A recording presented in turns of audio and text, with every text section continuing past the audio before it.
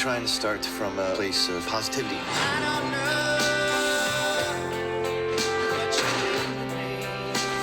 Clock is ticking.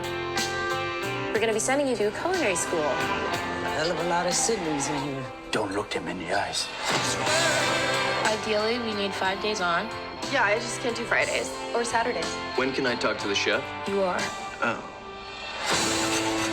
Oh, don't freak out and go calling for Mom. Mom, I'm gonna call Mom. She can't hear you. Yes, my love. I'm the supervisor. Supervisor of what? I need a chance, a second chance, a third chance, a fourth chance, a well, a sixth. You got this, baby. Yes, chef. For myself, catch myself. So how's your life been, Brizzato?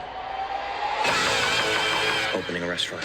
Gotta go hard. What is up, everybody? So I just finished watching season 2 of The Bear on Hulu, and I really enjoyed watching it, not just for the storyline itself, but also because I think there were a lot of life lessons that related to me in my life, and I think can be applied to just about anybody else's life. And that's the reason I wanted to make this video. So this is 4 life lessons or 4 principles that I picked up on from watching The Bear. Point number 1 then is that love is not an emotion. So at various points throughout the show, Carmy gets asked whether or not he loves working at the restaurant. And every time he's very confident in his answer and says yeah. But you'll also notice at many more points throughout the show that Carmy seems very stressed out working at the restaurant. It seems like there's problem after problem that comes up. There's arguments. It seems very stressful and anxiety inducing, and it kind of makes you question, why would you love something that seems to have so many problems going wrong with it? And I think that's the point I want to make with this, is that I think a lot of people have the expectation that when they love something, that there's going to be 0 problems involved with it, and that they're going to feel good about it and going to be happy doing it at all times.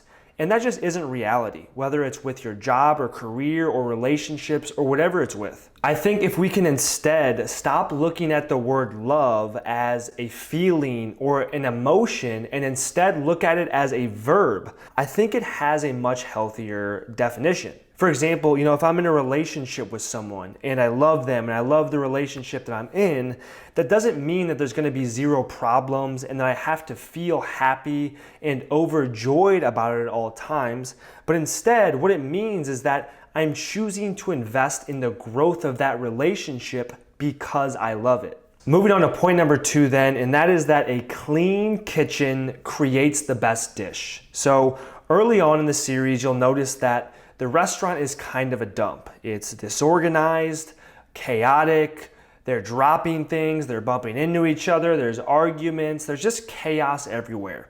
And then as the show progresses, it transforms into this beautiful, elegant restaurant.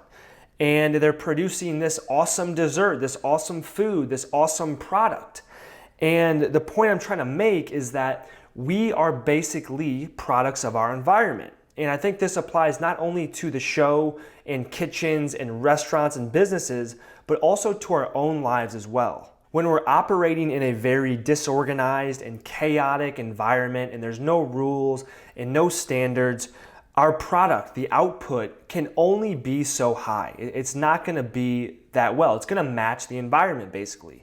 However, if we're operating in an environment that's organized and has systems in place and there's structure and there's standards, then the product that's coming out of that environment is going to reflect that. So this is just a reminder then that if your life feels very chaotic and messy and all over the place and you just don't feel like you're where you're supposed to be, maybe take a step back and evaluate the environment you're operating in and whether or not you need to clean it up a little bit.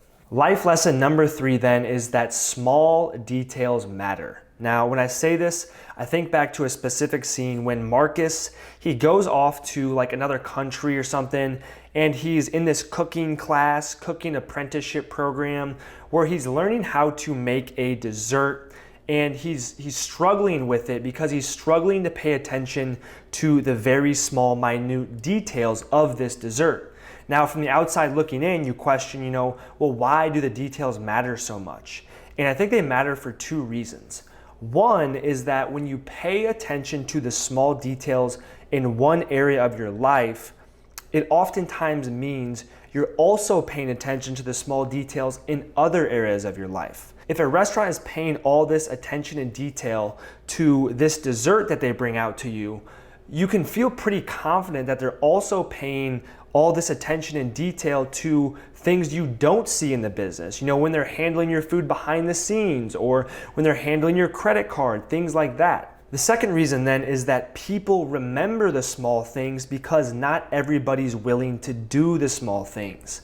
When you think about this from a relationship perspective, or even just a friendship perspective, oftentimes the things that mean the most to someone are the really small gestures that really don't require that much energy and effort. You know, it's things like writing someone a handwritten note, or remembering to text someone on their birthday, or buying flowers or a gift for someone just spontaneously to surprise them and let them know you're thinking about them.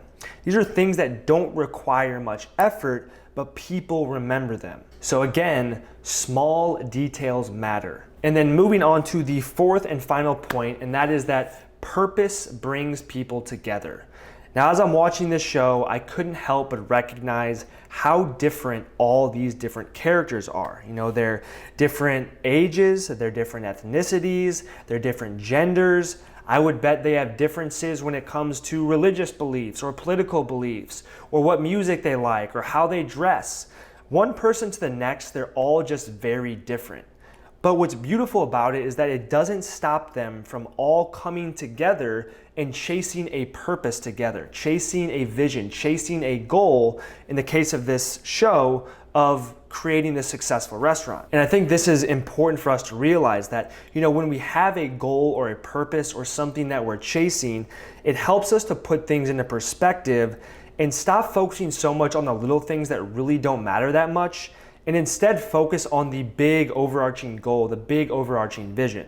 I actually think this is one of the biggest reasons why there's so much hate and division in our society today. It's because people lack purpose. People lack something that gives them meaning. And because of that, they find it hard to relate to people that aren't necessarily the same as them. So my challenge to you is, if you notice yourself being one of these people that feels very divided or feels like they can't relate to people that aren't the same as them, I challenge you to find some sort of purpose to incorporate into your life.